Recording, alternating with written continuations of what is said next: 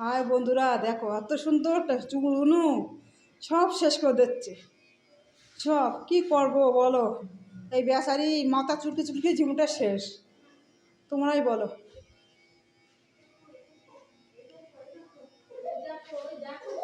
বেচারি জুতো কেনার জন্যই চুল কাটছে, বলে আমার জুতো কিনে দেবো তো।